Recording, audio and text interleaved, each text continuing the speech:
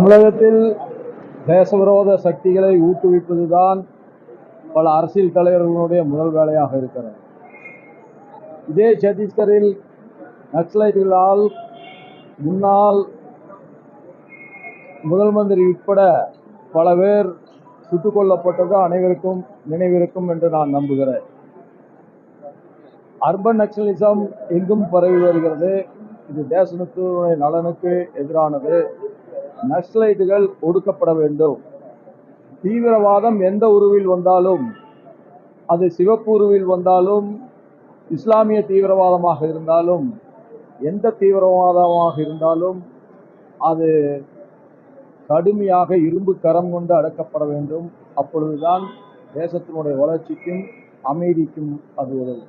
அதே போல மத்திய அரசு ஆளுநர்களுக்கும் இங்க இருக்கிற ஆட்சிகளுக்கும் இணக்கமான சூழ்நிலை இல்லை. இதனால மத்திய அரசின் செயல்பாடுகள் இங்க வர்றதில்லைங்கிற மாதிரி மத்திய அரசு எவ்வளவோ தந்து கொண்டிருக்கிறது. அதை போற்றுவதற்கு சிலருக்கு மனம் வருவதில்லை. தமிழக அரசு மத்திய அரசோடு இணைந்து செயல்படுவது தமிழகத்தினுடைய முன்னேற்றத்துக்கு உதவும். தமிழகத்தினுடைய ஆளுநரை பொறுத்தளவில் மிக மிக நேர்மையானவர். அவர் தன் கடமையை மிக சரியாக செய்து வருகிறார். அதே போல அவருக்கு ஒரு ஒத்துழைப்பை மாநில அரசு நல்க வேண்டும் என்பதுதான் தமிழகத்தினுடைய நலனுக்கும் முன்னேற்றத்திற்கும் உறுதுணையாக அமையும். அதே போல டெல்லியில தமிழர்கள் வசித்து வந்த ஒரு மதராசி முகாம் அதை இன்னைக்கு பிடிச்சிருக்கிறாங்க. நாடெங்கும் இன்றைக்கு ஆக்கிரமிப்புகள் அகற்றப்பட்டு வருகிறது. அது உச்ச நீதிமன்றம், உயர் நீதிமன்றங்கள் பல்வேறு தீர்ப்புகளை அதற்காக தந்து கொண்டிருக்கிறார்கள்.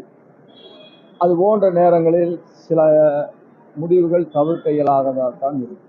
இந்தியாவில் உள்ள அனைத்து பகுதிகளிலுமே இந்த டாஸ்மாக் பிரச்சனை அதிகமாக இருக்கு. டாஸ்மாக் பிரச்சனை அதிகமாக இருக்கிறது என்பது வருத்தத்துக்குரிய ஒன்றுதான். அதை காட்டிலும் கஞ்சா அதிகமாகி பரவி கொண்டிருக்கிறது. ஆகவே தமிழக அரசு முதலில் கஞ்சாவை ஒழிப்பதற்குரிய அத்துணை நடவடிக்கையும் எடுக்க வேண்டும் என்பதுதான் என் வேண்டுகோள். ஆளுநர்களுடைய கடமை சரியா செய்யறதா சொன்னீங்க.